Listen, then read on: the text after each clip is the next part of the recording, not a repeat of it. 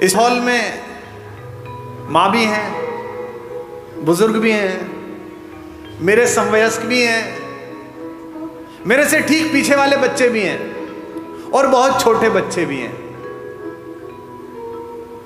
इसलिए बहुत जरूरी है कि राम की कहानी में परिवार का क्या महत्व है, राम की कहानी में इस संस्कार का क्या महत्व है, इस पर मैं चर्चा करूं। क्योंकि राम की कहानी इसी सामंजस्य की कहानी है, इसी एकात्मकता की कहानी है। जिस भी आंगन में बुजुर्गों का पेड़ अभी तक खड़ा हुआ है, पृथ्वी पर उससे ज्यादा आनंदित कोई परिवार नहीं है, उससे बढ़िया परिवार कोई।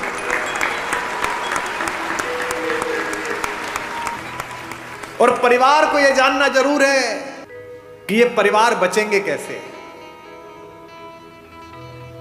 परिवार में काम करने वाले लोग, साथ में व्यापार करने वाले लोग, गाड़ी चलाने वाला ड्राइवर, आपका माली, आपका मैनेजर, आपका कैशियर, इन पर भी लगाम रखनी है। क्योंकि अगली पंक्ति पर आप शायद सहमत होंगे तो मैं अपना वाचन, अपनी बात शुरू करूंगा। बहुत आवश्यक है कि इन पर भी लगाम हो, इन पर भी दृष्टि हो। क्योंकि राम की कहानी यही बताती है कि किसी एक महल में एक मंथरा निकल जाए तो कितना दुख पैदा हो सकता है, और किसी घर में एक राम निकल जाए तो कितना सुख पैदा हो सकता है।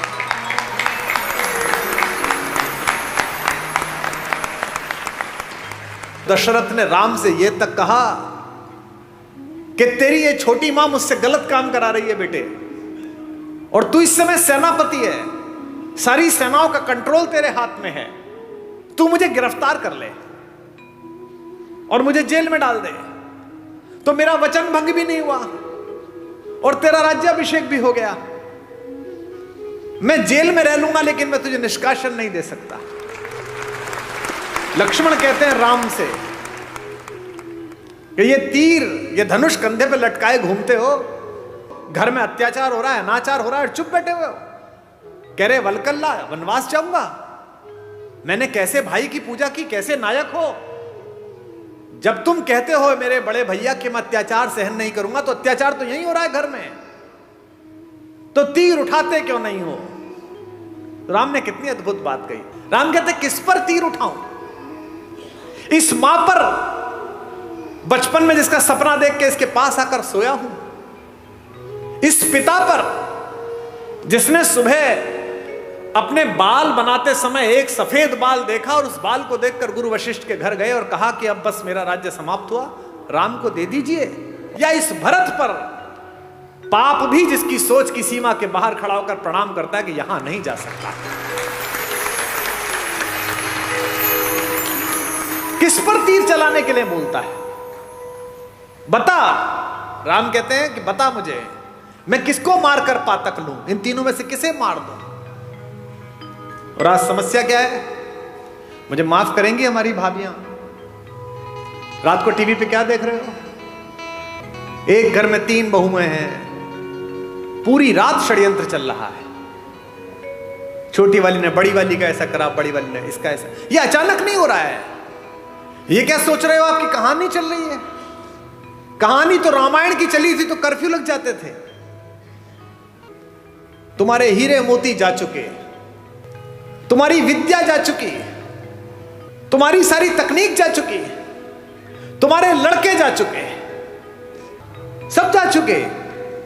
तुम्हारे पास एक चीज बची है जिसे छीनने के लिए पागल है पश्चिम, और वो चीज है तुम्हारा परिवार, तुम्हारे संस्कार।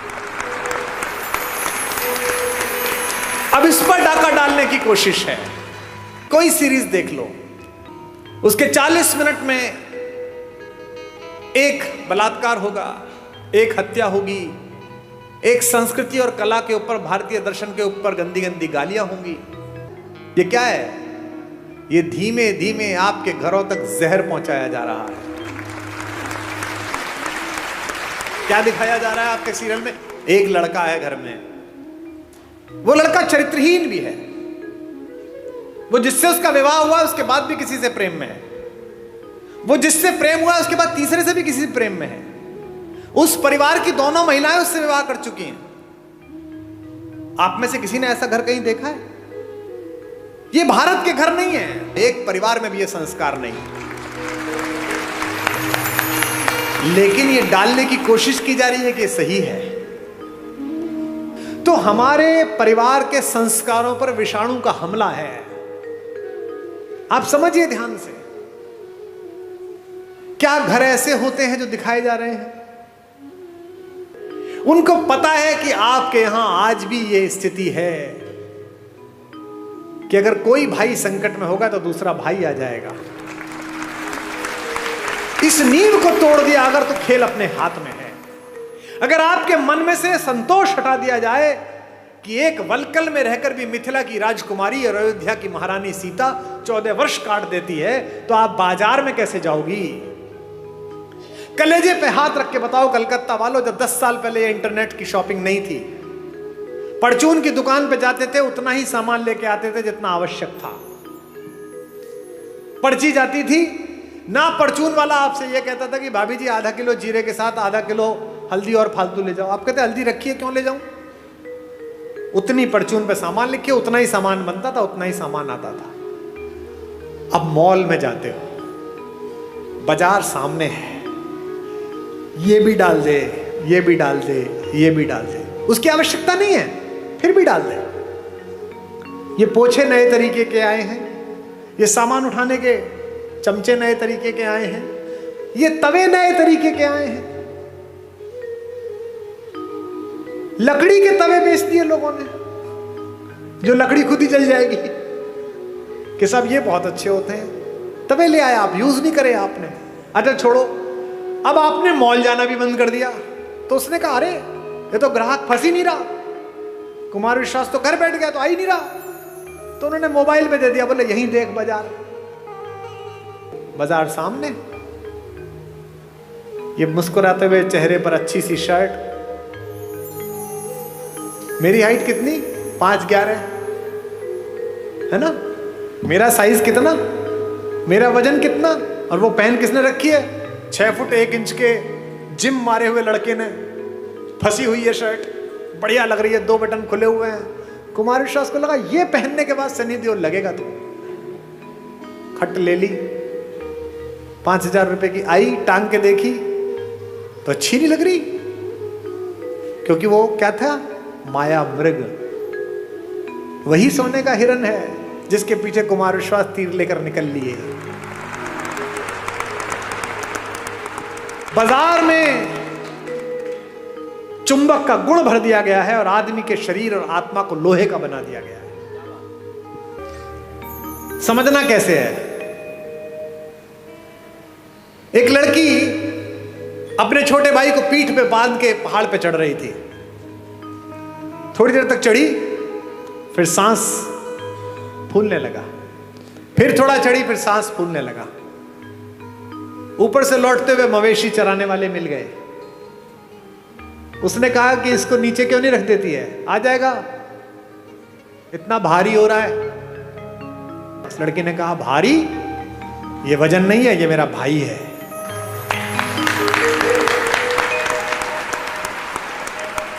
एक व्यापारी सोने की अशर्फियां पीठ पर बांधे हुए पहाड़ पर चढ़ रहा था। उसी पहाड़ पर सोने की अशर्फियां भारी थी, चढ़ने लगा, सांस फूलने लगा, और चढ़ा, सांस फूलने लगा। एक जगह ऐसी आ गई कि या तो इसे फेंकना पड़ेगा या कुछ करना पड़ेगा।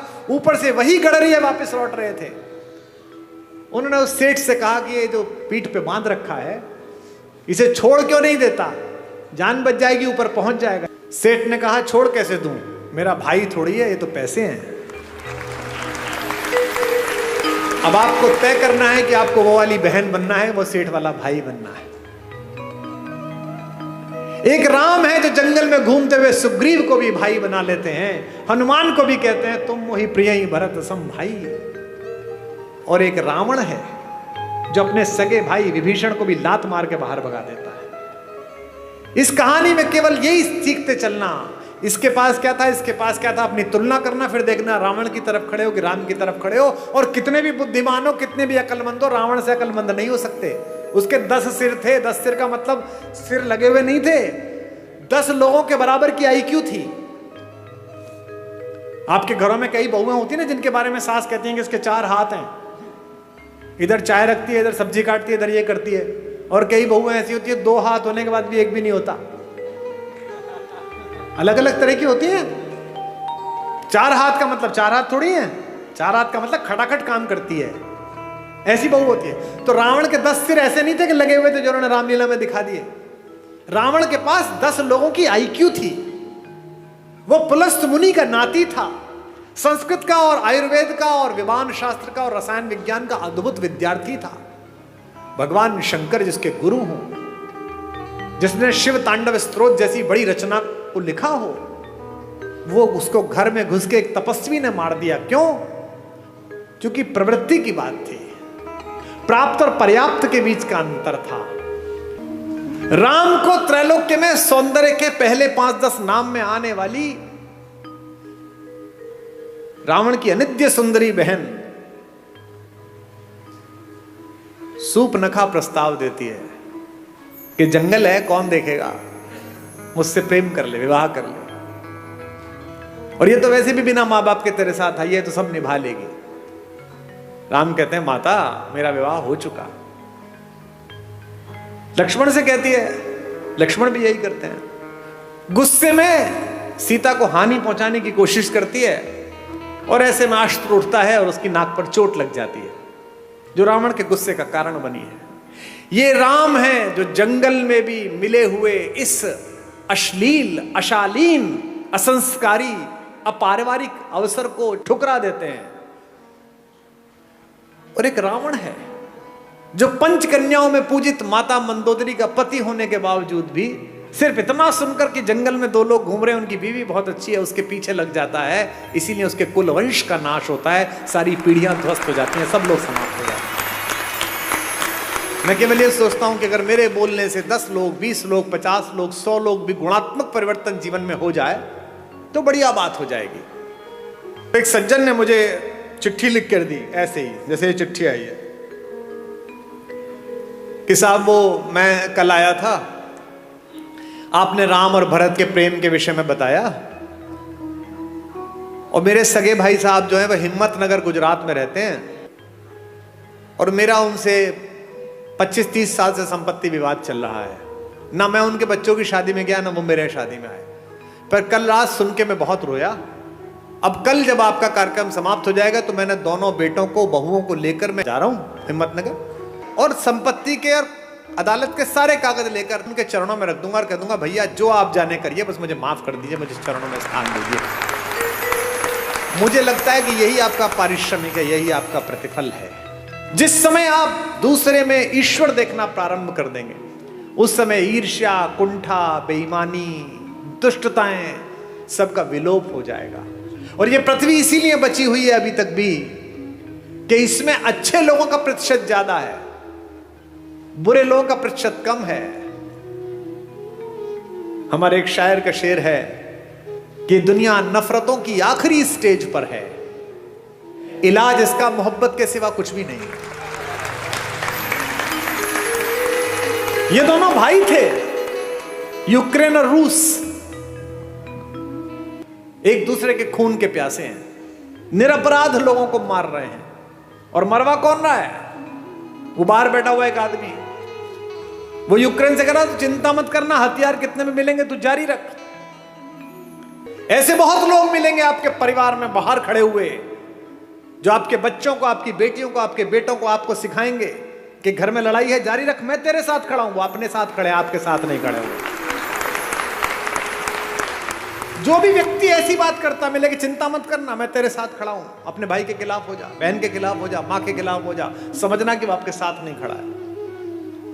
तो ध्यान रखना, आपकी पारिवारिक शांति में तब तक सफलता बनी हुई है जब तक बाहर खड़ा हुआ एक आदमी जो आपको बहकाता है, आप उसकी चपेट में नहीं आ रहे। परिवार के बाहर खड़ा हुआ कोई भी आदमी परिवार के किसी व्यक्ति के खिलाफ भड़काए तो समझ लेना मंथरा द्वार तक आ गई है। अब आपको तय करना है कि अयोध्या बचानी है कि नहीं बचानी। क्योंकि जो आपके साथ खड़ा है वो कह रहा है कोई बात नहीं, थोड़ा नुकसान फायदा चलता रहता है। राम से सब छिना लेकिन सब मिला। इसीलिए मैं बार बार अपने सत्र में एक बात कहता हूं, महत्वाकांक्षा खूब रखिए, लालच शून्य रखिए।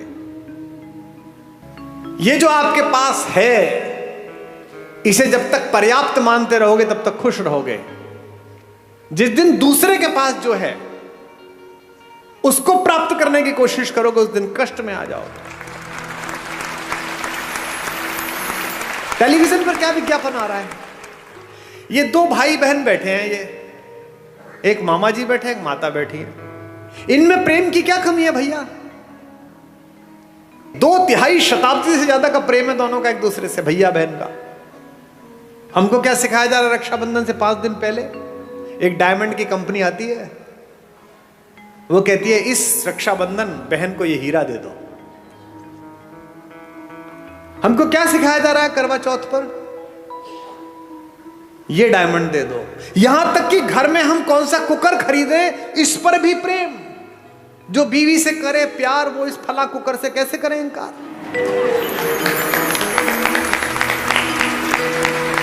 यानी जिनके घर में वो कुकर नहीं आता, वो अपनी पत्नी से प्रेम नहीं करते।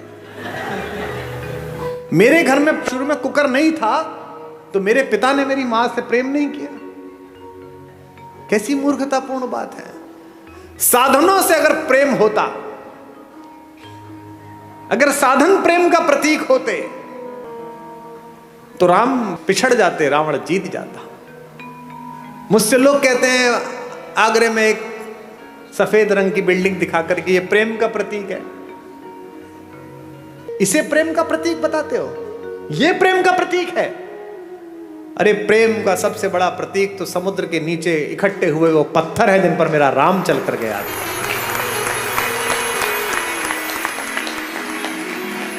राम ने कहा है ऐसी की तैसी इस पर्वत की, ऐसी की तैसी इस समुद्र की। अगर मेरी प्रेमिका मेरी पत्नी के बीच में कोई आया है तो 7 समंदर पार छुपाओ, उसके घर में जाके मारूंगा। ये प्रेम है, इसे प्यार कहते हैं। प्रेम साधन पर कैसे निर्भर हो गया? महिलाएं एक दूसरे से पूछती हैं इस बार करवा चौथ पे क्या दिलाया, इस बार एनिवर्सरी पे क्या दिलाया। नहीं, उपहार देने चाहिए, लेने चाहिए, अच्छी बात है, पर इससे प्रेम कैसे जस्टिफाई हो रहा है? कोई ज्योतिषी बता सकता है कि इस वाली शादी में इतने कैरेट का हीरा दे दो, इसके बाद तलाक नहीं होगा? बता सकता है? नहीं बता सकता। लेकिन अगर माओ ने बेटियों में संस्कार डाले हों कि जिस घर जा रही हो उस घर में जो मां है वो भी मां ही है, अगर पिताओं ने पुत्रों में संस्कार डाले हों कि जिसकी बेटी इस घर में आ रही है उसका उतना ही अधिकार है जितना तेरा इस घर पर अधिकार है, तो हीरे की जरूरत ही नहीं है, घर ही अयोध्या बन जाएगा। अनुभव की मान्यता है। जिन परिवारों में अनुभव का सम्मान नहीं है उन परिवारों में प्रगति नहीं है। दिस इज माई लाइफ कहने वाले जो लोग हैं ना, जो छोटे बच्चे हैं, उनको ये जानना चाहिए कि अनुभव के सम्मान से ही बहुत सारी चीजें आती हैं। अनुभव से ही, अगर सारे वानर युवा होते और एक जामवंत ना होता तो राम सीता तक पहुंच जाते। सब तो समुद्र के किनारे खड़े होकर ये सोच रहे थे यार मैं 40 किलोमीटर जा सकता हूं, मैं 5 किलोमीटर जा सकता हूं, कूद चेक कर रहे थे। जामवंत थे, उन्हें पता था कि ये हनुमान जा सकता है, लेकिन ये भूल गया है, इसको शाप मिला है। लेकिन कोई याद दिलाएगा तो याद आ जाएगा। तो हनुमान के कंधे पर हाथ रखकर बुजुर्ग जामवंत ने क्या कहा? का चुप साध रहे बलवाना, तू क्या चुप बैठा हुआ है, तू तो पार कर ही सकता है। और हनुमान ने मार दी उछाल और चले गए परली पार। इसलिए हर घर में एक जामवंत जरूरी है, एक बुजुर्ग जरूरी है कि जब तुम थक जाओ तो तुम्हारे कंधे पर हाथ रखकर कह सके क्या चिंता करता है बेटा, मार उछाल। एक जामवंत सबके घर में जरूरी है। और हम इन जामवंतों को सोचते हैं कि ये तो बूढ़े हो गए, ये क्या बताएंगे।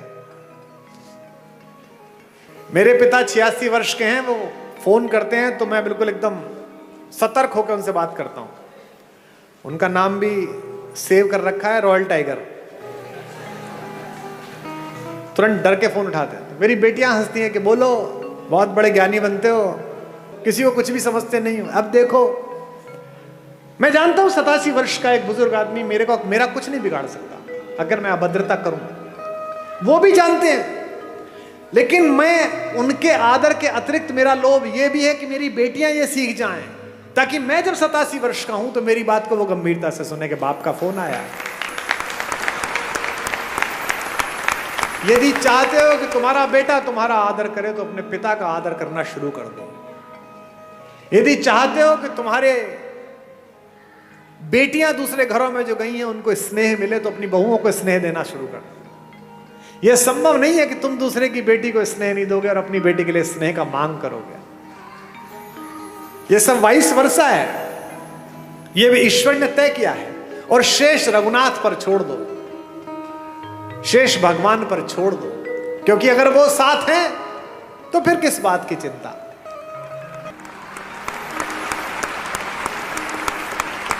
जब विश्वामित्र लेकर गए जनकपुरी में तो धनुष तोड़ दिया।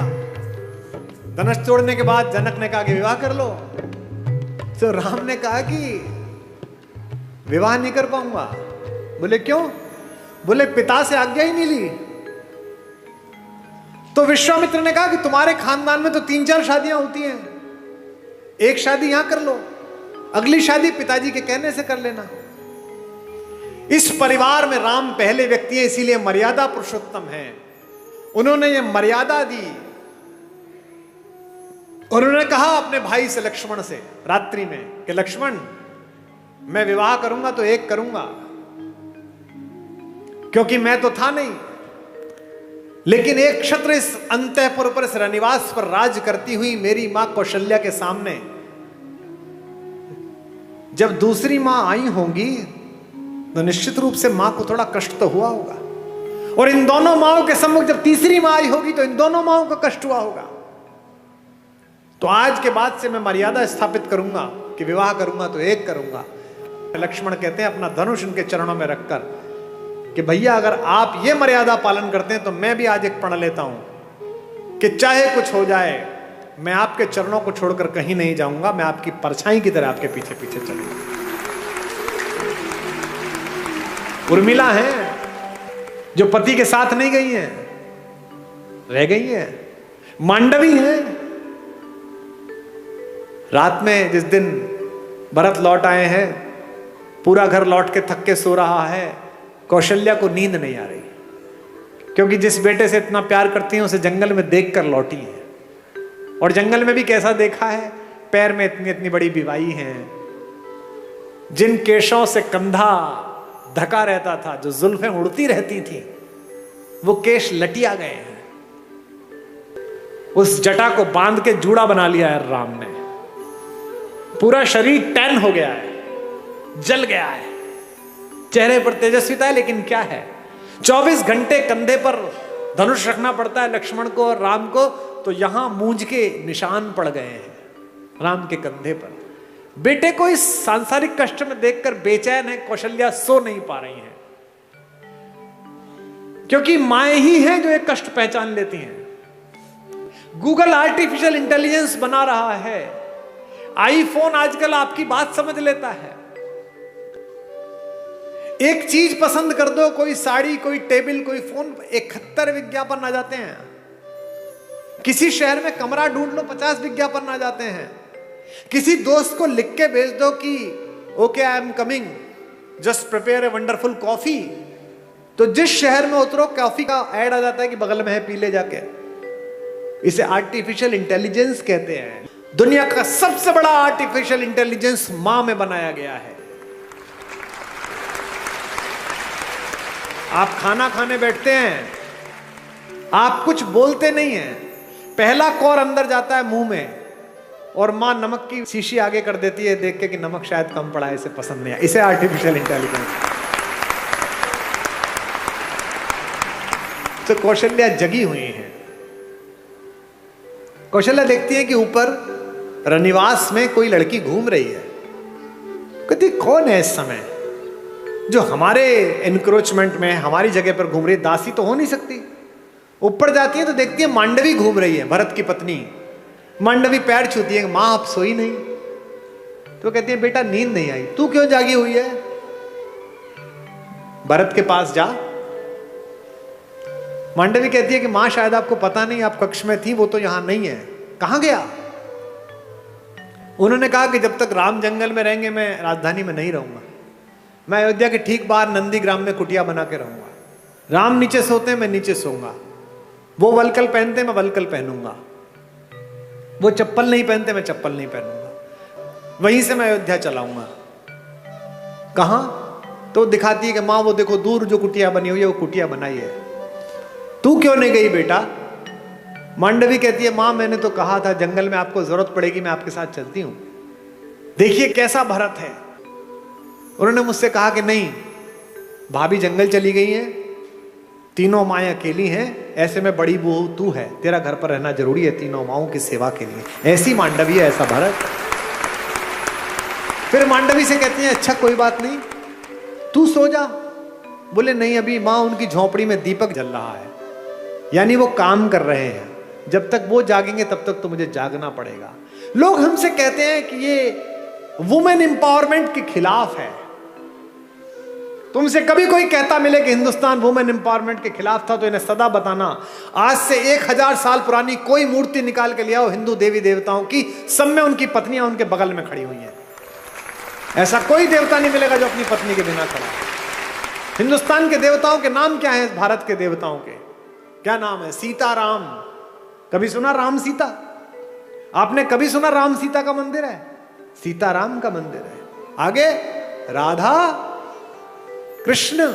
आपने सुना वृंदावन में कृष्ण राधा का मंदिर है? नहीं, राधा कृष्ण। हमारे सारे देवी देवताओं में पहले पत्नी का नाम है नमः पार्वती पतये। पार्वती पति को प्रणाम है। हमारे यहां पहले देवियों के स्थान है, बाद में देवता आते हैं। दुनिया की पहली जज भारत की महिला हुई। जब आद्य शंकराचार्य ने आचार्य मंडन मिश्र के साथ शास्त्रार्थ किया तो यह तय हुआ कि एक जज बिठाया जाए। जज कौन बैठे? तो मंडन मिश्र की पत्नी देवी भारती बैठी, जो कहते हैं वुमेन एम्पावरमेंट। और ये जो घूंघट है ये भी भारत में नहीं था। ये तो जब इन्वेजन आया तब उन आतंकवादियों से बचाने के लिए कहा गया महिलाएं घूंघट कर लें ताकि ये लूटमार ना कर पाए ज्यादा। आपने आज तक भी पार्वती जी, सीता जी कभी आपने घूंघट में देखी? 1000 साल 1500 साल पुरानी मूर्तियां ले आओ, सामान्य रूप से एक साड़ी पहन रखी है, कंचुकी पहन रखा है, नीचे पहन रखा है और आभूषण पहन रखे और हमारी माता तैयार है। दुनिया की सबसे शक्तिशाली महिला अवधारणा हमारे यहां। रावण अपने महल में आकर बहुत रोता है, जोर जोर से रोता है। मंदोदरी ने पूछा कि क्यों रोते हो? अब तो उठा लाए उसे। बोले उठाकर भी बेकार, वो मुझसे प्रेम की दृष्टि ही नहीं डालती मुझे। पत्नियां कैसी भी हो पति का दुख नहीं सह पाती, और मंदोदरी तो पंचकन्याओं में से एक पूजित है हमारी माता।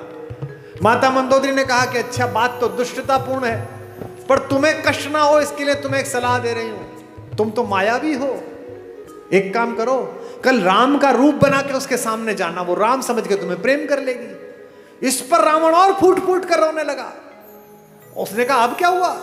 बोले ये प्रयास 4-5 बार कर चुका हूं, पर जैसे ही राम का रूप धारण करता हूं मुझे तुम्हारे अतिरिक्त दुनिया की प्रत्येक स्त्री अपनी बहन दिखाई देने लगती है, अपनी मां दिखाई देती है।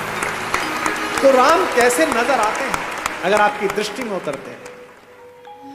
उनके चरणों में ही सुख के चारों धाम नजर आते हैं। उनके चरणों में ही सुख के चारों धाम नजर आते हैं। भावनाओं के और भक्ति के सब आयाम नजर आते हैं। भावनाओं के और भक्ति के सब आयाम नजर आते हैं। मन के चित्रकूट से लेकर आशाओं की अवधपुरी तक, मन के चित्रकूट से लेकर आशाओं की अवधपुरी तक, जिधर नजर जाती है मुझको, जिधर नजर जाती है मुझको, केवल राम नजर आते हैं। जिधर नजर जाती है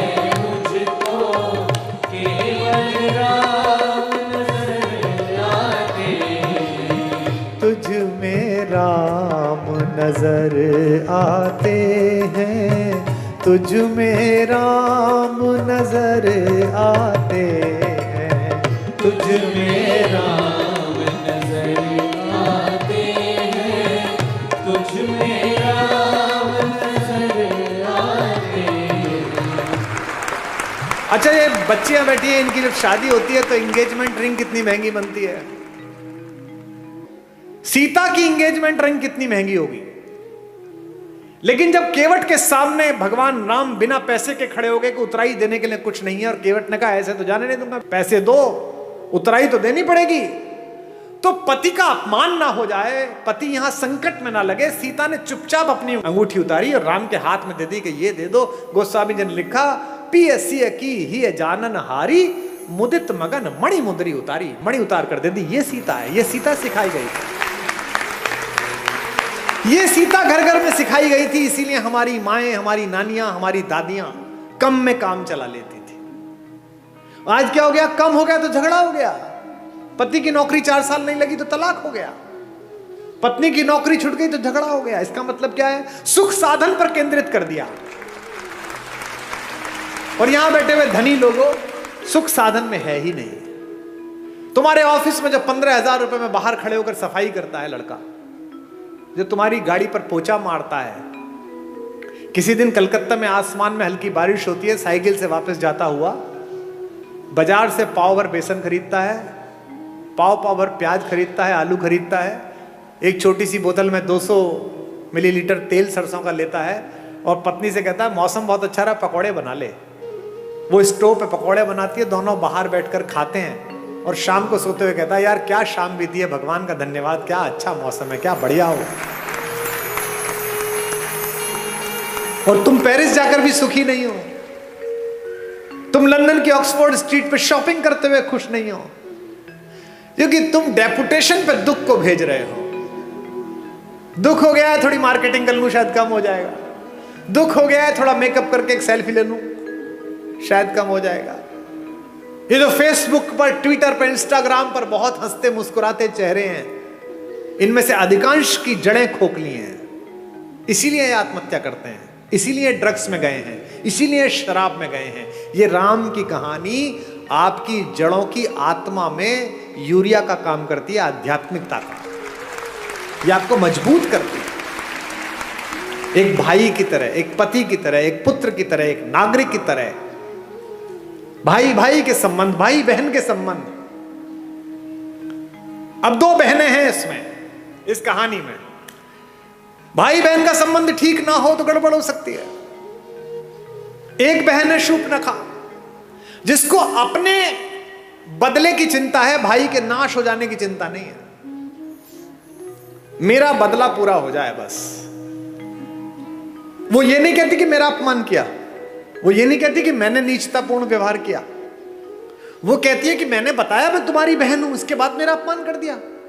और उसकी तो बीवी बहुत सुंदर है, वो जंगल में क्या कर रही है, वो तो भैया आपके पास होनी चाहिए। ऐसी बहन देखी है कोई जो अपनी भाभी के रहते बाहर की किसी औरत का वर्णन करे कि इससे अपना लो? इसका मतलब वो बहन ही दुष्ट है, उसने अपने भाई का नाश करा दिया। एक सीता है, सीता का भी एक भाई है, आपको पता है? जब अशोक वाटिका में माता बैठी हुई है तो रावण आता है उनसे मिलने, रोज आता है, कहता है मेरा प्रणय प्रस्ताव स्वीकार कर ले। क्या उस तपस्वी के पीछे पड़ी रहेगी, वो तो जंगली है, मैं मार दूंगा उसे, खत्म हो जाएगा, वो कुछ नहीं कर पाएगा, तुझे ले नहीं जाएगा। माता पूरी सात्विकता के साथ बैठी है। एक दिन कहता है कि देख मेरी बात मान ले, अन्यथा मैं बलपूर्वक तुझे उठा लूंगा यहां से। तो वो जिस चटाई पर बैठी हैं, उस चटाई का एक तिनका तोड़ती हैं और तिनका तोड़कर अपने रावण के बीच रख देती हैं और कहती हैं कि तू कैसी मूर्खतापूर्ण बात करता है रे, कि तू मुझे छू लेगा? ये तिनका रखा है, इसे पार करके दिखा दे, तेरे में औकात है तो। एक वैज्ञानिक सोच वाली युवती ने मुझसे पूछा कि क्या कुमार विश्वास जी, आप भी कैसी पोंगा पंडितों वाली मूर्खतापूर्ण बातों की समर्थन करते हो? जो कैलाश पर्वत को उठा लेता हो तो तिनका नहीं उठा पाएगा। ऐसा क्या सीता में मनोबल आ गया तिनके को देख? अब मैं जो बात कह रहा हूं उसको बहनें सुने। एक लड़की अपने पति के साथ भी इतना सुरक्षित अनुभव नहीं करती इतना भाई के साथ करती है। क्यों? सीता भूमि से पैदा हुई है। सीता का नाम है भूमिजा और तिनका भूमि से पैदा हुआ है। संस्कृत में उसे कहते हैं भूमिज। वो तिनका नहीं है, वो सीता का भाई है। सीता कहती है मेरे इस भाई से निपट ले, पति से तो बाद में निपटना, वो तो बाद में आ जाएगा, पहले इस भाई से निपट। एक तृण धरकर कहती है, उसकी ओट में बैठकर कहती है वैदेही, तृण धरि ओट कहत वैदेही, तृण धरि ओट कहत वैदेही, सुमिर अवधपति परम स्नेही, तृण धरि ओट कहत वैदेही, सुनिर अवधपति परम स्नेही। एक बात आपको बता दूं मैं, जिस दिन आपको अपने पिता की बेटी से अपनी बेटी ज्यादा अच्छी लगने लगे, उस दिन समझ लेना कि अमंगल की तीर्थ यात्रा प्रारंभ हो गई है। क्योंकि पहला संबंध तो पृथ्वी पर आपका उसी से है जो एक कोख से पैदा हुआ है। ये जो भैया दूज पर और राखी पर बहनें राखी बांधने आती हैं, हम क्या समझते हैं कि ये एक त्योहार मनाने आती है? नहीं, ये उस भाई में अपने माता पिता का मंगल ढूंढती हैं। ये जानती है कि मेरा भाई ठीक रहा तो मेरे माँ बाप का बुढ़ापा ठीक कटेगा, ये समृद्ध रहा, ये शक्तिशाली रहा तो अच्छा हो जाएगा, और उसी के आशीर्वाद से तुम्हारा स्वास्थ्य चलता है। इसीलिए उस तिनके की ओट पर बैठी हुई सीता जानती है कि जब तक ये तिनका है, जब तक ये मेरा भाई है, चाहे कैसा भी हो, तिनके से ज्यादा गरीब बेचारा कौन होगा?